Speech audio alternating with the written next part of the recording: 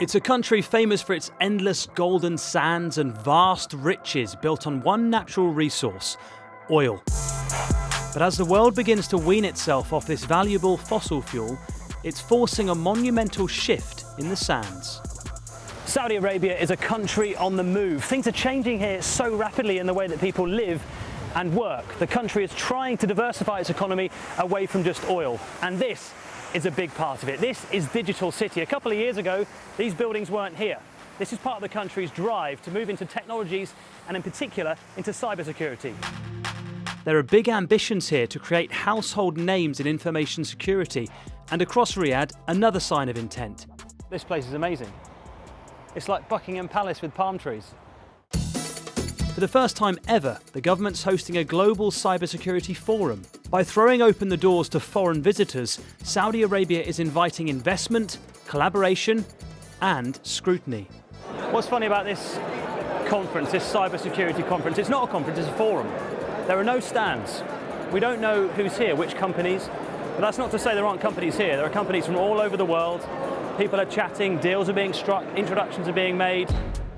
It's predicted that Saudi's cybersecurity market could grow to $5.5 billion by 2023. But there's another motivation, a devastating attack that the country is still reeling from. 2012 Shamoon attack was a massive moment. It was the moment when tens of thousands of PCs at the country's biggest company, this is Saudi Aramco, the world's biggest oil producer, they went dark. They were hit by what we call a wiper virus.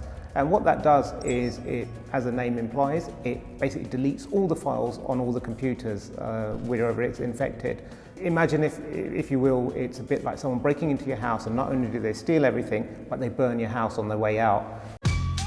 The hack, which has been blamed on Iran, took out 30,000 PCs. This spread or got into the company by someone receiving an email, and they double-clicked on the attachment.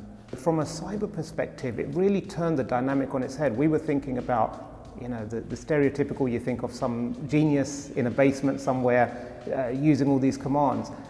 Whereas actually now what we see is very, very simple. It's an email that comes through, there's a link in there, and as long as you can trick the person into clicking that link or opening that file, you can have a very, very big impact through that.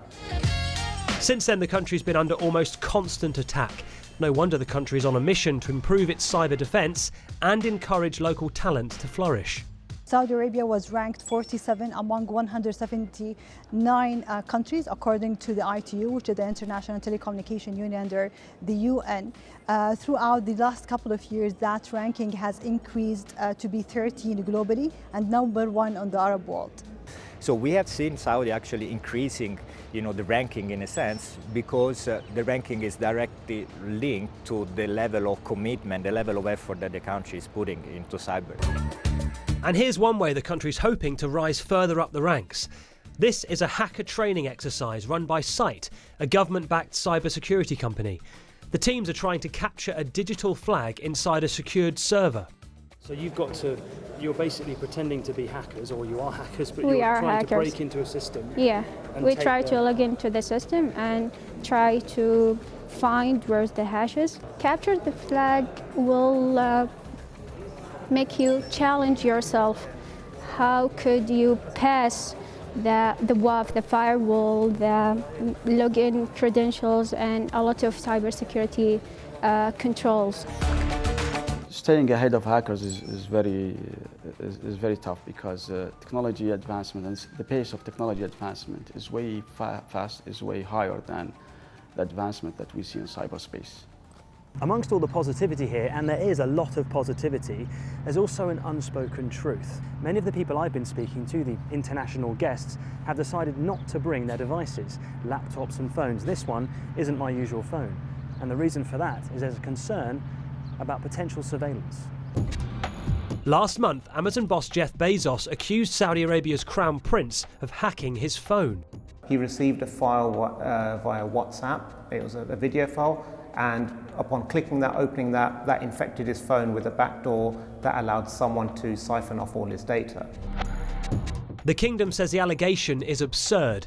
However, according to the United Nations, there's also strong indications that Saudi Arabia hacked the phone of dissident journalist Jamal Khashoggi before he was killed in the Saudi embassy in Turkey in 2018. It all raises questions, which I put to the government's cyber division. How do you think Saudi Arabia is going to go forward and respond to issues around surveillance? So, as I have mentioned earlier, our main focus is basically how we ensure that we defend and ensure that we protect our critical national infrastructure with putting the right measurements, whether it's from standardization, building our capabilities, and also enhancing our cyber resilience efforts. Saudi is clearly trying to move on from uncomfortable allegations. The conference is a major part of this, and the centrepiece of the event shows an emphasis again on defence, a game that puts players in the hot seat of an attack. So you're an IT specialist, Okay. and you're representing a petrochemical plant. Yeah. So we're going to go through the whole phase of an attack. So we've obviously got employees and they've downloaded bad files with malware. We need to stop more employees from downloading it. Correct. And we've run out of time. Oh no! Saudi Arabia is at a crossroads. It's opening up to the world, and it's clear it wants to be a big player on the global cybersecurity stage. It would be naive to think that other nations don't hack for security or economic reasons. But an emerging force like Saudi has to decide whether it can be seen as a team player or be kept at arm's length. We're almost there. Hey! You won. So you take that. Well done. Here we go. Uh-huh. You see click. There we go.